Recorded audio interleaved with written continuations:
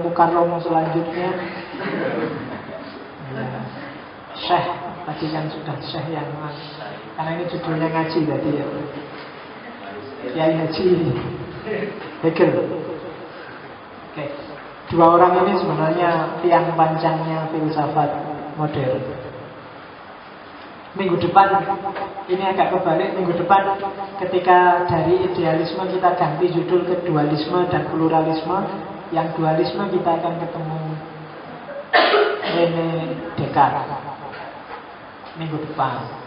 Hari ini ke belakang dulu, tidak apa-apa lah, kalau loncat-loncat dikit tidak apa-apa. Yang penting kamu paham temanya. Karena ngaji filsafat ini kamu tidak runtut juga tidak apa-apa. Wong ya foto-foto ora paham. Nah, setengah-setengah. Oke ya, kita masuk ke Hegel yang sangat dikenal sebagai tokoh besarnya idealisme Jerman.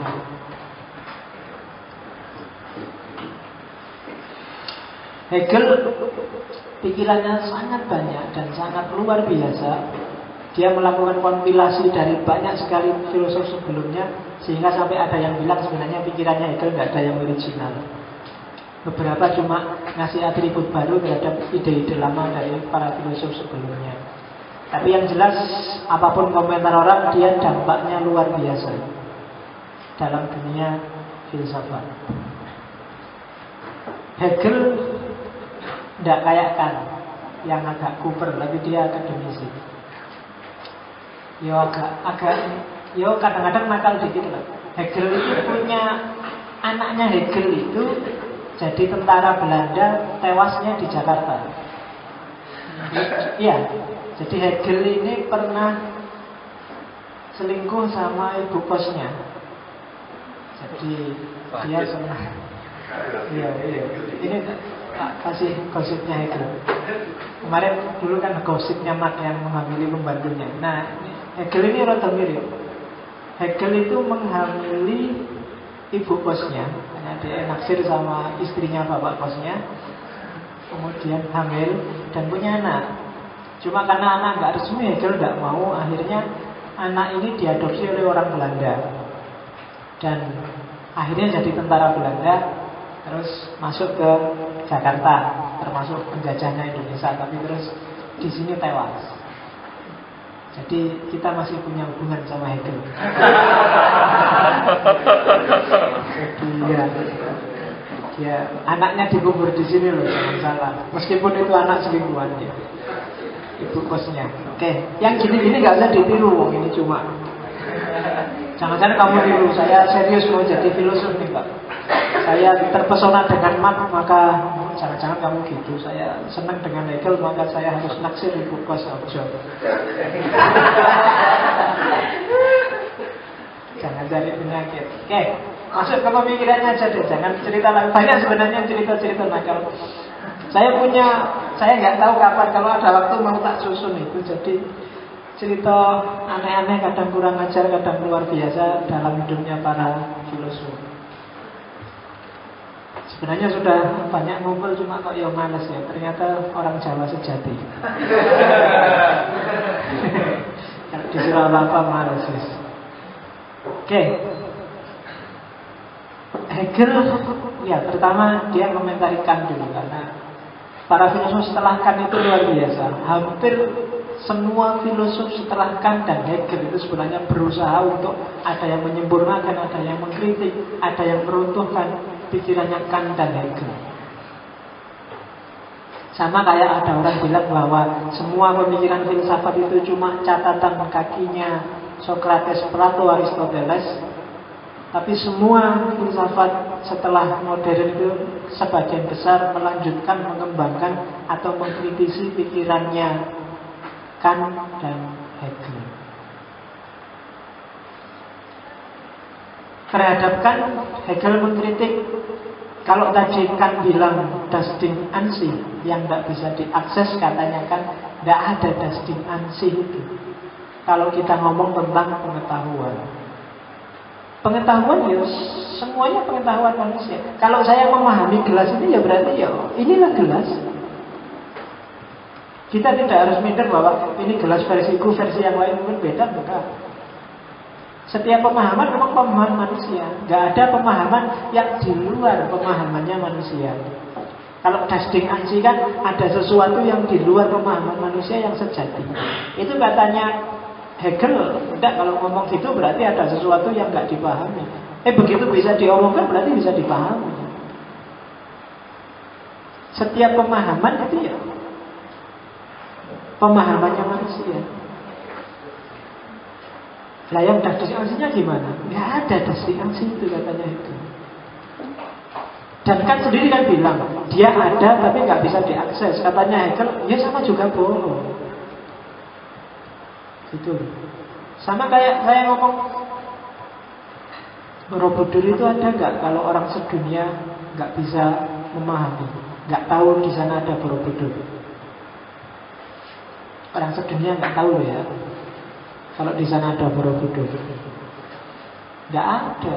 Kamu bilang ada, Pak, karena kita belum tahu aja. Loh, kamu bilang ada karena kamu sudah tahu dia ada. Kamu percaya nggak kalau di lapangan di bawah itu ada harta karun jumlahnya banyak sekali, luar biasa. Kamu akan bilang nggak ada, Pak. Kenapa? Ya karena kamu belum tahu. Jadi setiap pemahaman itu ya pemahamannya manusia. Nggak ada pemahaman yang di luar pemahaman manusia. Itu tautologi. Bulat. Setiap pemahaman itu ya pemahamannya manusia. Kalau dia tidak bisa dipahami ya berarti ya tidak ada. Sesuatu yang nggak bisa kamu pahami itu nggak ada. Kalau misalnya kan bilang ini kan gelas versiku, bukan gelas yang sejati. Nah gelas yang sejatinya terus kayak apa? Ya kita tidak tahu. Ya tidak ada berarti. Ya ini yang sejati, yang dalam pemahaman ini sudah sejati. Itu maunya itu. Jangan kamu minder. Kalau pakai Dasding Ansi, kamu tidak pede memahami sesuatu. Ya, itu menurut saya loh, Pak. Saya nggak tahu kalau menurut yang lainnya. Ya sudah, menurut kamu itu sesuai dengan yang kamu persepsi itu. Bahwa orang lain mempersepsi beda, ya tidak apa-apa. Setiap orang persepsinya beda-beda. Tapi bukan berarti ada sesuatu di balik yang dipersepsi. Barangnya ya ini sudah. Nah itu kritiknya Hegel pada Kant. Jadi filosof itu kayak gitu. Setiap filosof punya rasionalitas sendiri-sendiri. Kalau tadi kamu belajarkan, iya ya, bener kan, ada Dasding Ansi. Tapi begitu masuk Hegel, kok ya bener Hegel ya. Ya.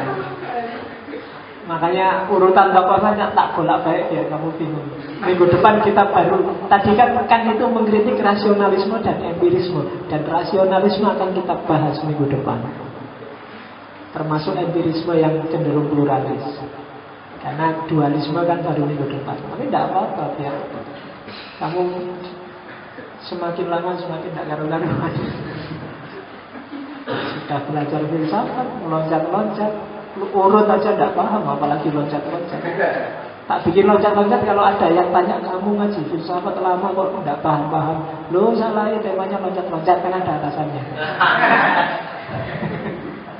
Oke, jadi kritiknya Hegel pada Kant tidak ada pengetahuan di luar pengetahuan manusia.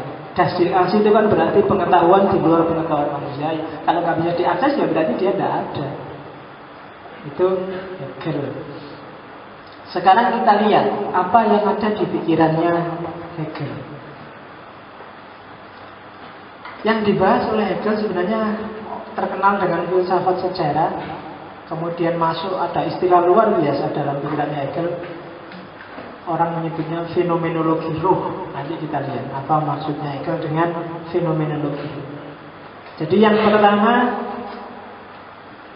Hegel ngomong sisi ideal manusia yaitu kesadaran. Orang hidup, kesadarannya manusia itu berkembang, berubah dari generasi ke generasi. Cara orang menyadari dirinya, cara orang menanggapi realitas, cara orang menangkap kenyataan, itu selalu berkembang. Sejarah itu kan mengalir terus. Tidak ada satu hal yang benar, yang abadi.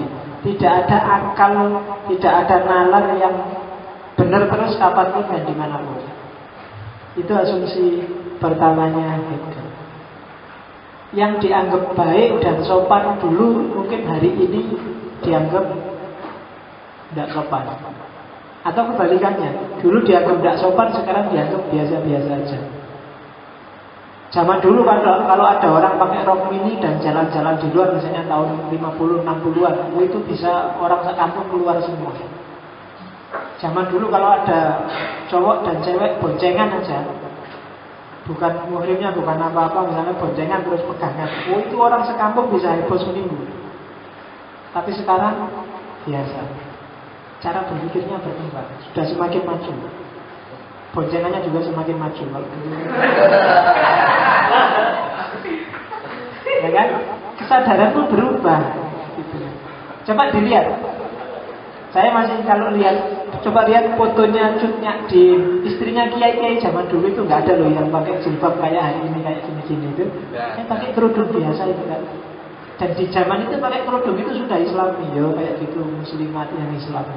Kalau sekarang kan enggak. Begitu kelihatan rambutnya aurat itu bisa. Nah, ada geser, ada perkembangan cara berpikir dari generasi ke generasi. Maka tidak ada yang yang paling benar terus yang pakai gini apa yang cuma diginikan. Ya, enggak tahu. Kalau hari ini mungkin yang benar itu, tapi saya enggak nyamin besok masih itu loh ya yang benar. Mungkin orang punya cara berpikir lagi. Mungkin nggak cuma ininya. Kalau hari ini kan ininya ditutup rapat, tapi bawahnya ya udernya itu kan alhamdulillah itu kan. Jadi sekarang orang jarang lihat ke atas karena yang di atas ditutup. Ketemu cewek lihatnya ke bawah. Menunduk. Makanya sekarang cowok-cowok lebih tawadhu karena lihatnya ke bawah, jangan juga ke atas.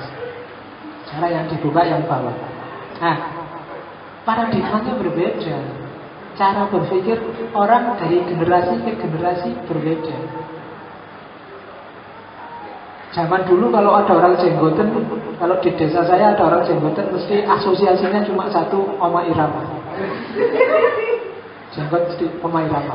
Oma Irama style. Kalau hari ini kan enggak. Begitu lihat jenggot bayangannya mesti Habib, Islam keras, apa kan gitu mesti. FPI kan gitu. Zaman dulu Oma Irama di desa saya loh ya. Enggak tahu kalau di desa. Mungkin lebih desa dari saya. Jadi tidak ada kebenaran abadi, tidak ada akal yang kekal. Satu-satunya yang dapat dijadikan pegangan itu sejarah. Itu nanti awal dari filsafat sejarahnya. Apa sih hakikatnya sejarah? Analoginya pakai sungai untuk lebih mudah memahami hakikat sejarahnya Hegel. Sejarah itu seperti sungai.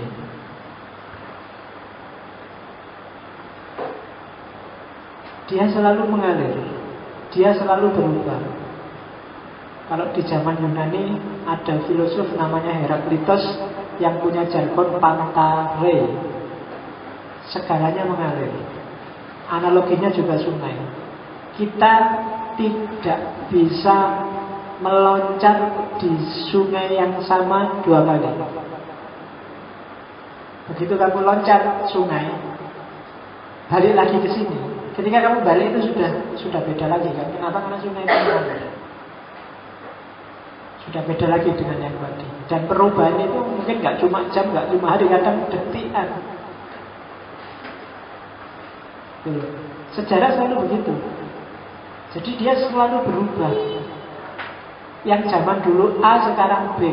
Dulu zaman Megawati mau jadi presiden, kamu ada masa pasti kamu senang dengan SBY dan lebih memilih SBY untuk jadi presiden. Jadi pokoknya SBY is the best. Kamu mungkin kayak Jokowi hari ini kan, SBY ini Satrio Piningit, bukunya banyak bahwa SBY Satrio Piningit. Sekarang sudah dicaci maki orang. Ya kan, sejarah. Mungkin Jokowi yang sekarang dipuji-puji orang setinggi langit, saya nggak jamin loh. Makanya kalau ingin jadi presiden mungkin harus sekarang Jokowi. Kalau nunggu 2019 mungkin dia sudah ketahuan jeleknya banyak. Jadi sejarah. Dan karena itu kita tidak bisa bilang kalau itu sungai kan, kita nggak bisa bilang sungai yang paling benar itu yang mana, yang sekarang apa yang tadi. Tidak bisa. Jadi sejarah berjalan berkembang, berubah. Maka yang disebut hakikat itu kita nggak bisa menunjuk pasti. Kebenaran yang sejati nggak bisa kita pegang, karena dia selalu berubah. Itu filsafat sejarahnya Hegel. Meskipun demikian, kita tetap dari sangat banyak yang berbeda berubah-ubah, toh kita tetap bisa ngomong tentang sungai secara umum. Nah, nanti kata-kata secara umum yang tak tebeli itu nanti jadi kuncinya. Bahwa hidup berubah ya, bahwa sejarah berubah ya. Tapi dari yang berubah ini kan ada variabel-variabel tetap yang sama, yang dengan variabel itu kamu tetap bisa menyebut itu sungai. Meskipun dia berubah terus, kamu kan tetap menyebut itu sungai. Meskipun ada yang berubah-ubah, kadang pakai jilbab rambutnya kelihatan sedikit, kadang ditutup semua, kadang dipakai cadar, kamu kan tetap bisa menyebut itu Islam. Ada variabel itu. Nah, jadi perhatikan ada faktor yang berbeda-beda, berubah-ubah, tapi ada juga faktor yang umum dan sama. Orang Indonesia itu mungkin macam-macam, tapi tanyakan orang luar negeri, kayak gimana sih tipikalnya orang Indonesia, dia akan bisa menjawab 2, 3, 4 kata. Dan ini biasanya ciri umum yang dimiliki oleh orang Indonesia. Kayak kamu bilang orang Amerika itu cenderung pragmatis. Mungkin beda-beda kayaknya, tapi dia punya karakter khusus namanya pragmatis. Dengan inilah kamu bisa mengidentifikasi dia Amerika. Kamu menyebut dirimu Indonesia, pasti ada identitas umum yang bikin kamu, oh pantas Indonesia. Nah, Indonesia itu pasti Indonesia. Kalau masuk kelas duduknya di belakang semua duluan, yang depan kosong. Indonesia. Bahasa Indonesia biasa. Oke. Nah, karena kita nanti dilihat apa posisinya yang umum tadi. Yang kedua, setelah analogi sungai, perhatikan juga bahwa akal itu progresif, kayak alirannya sungai.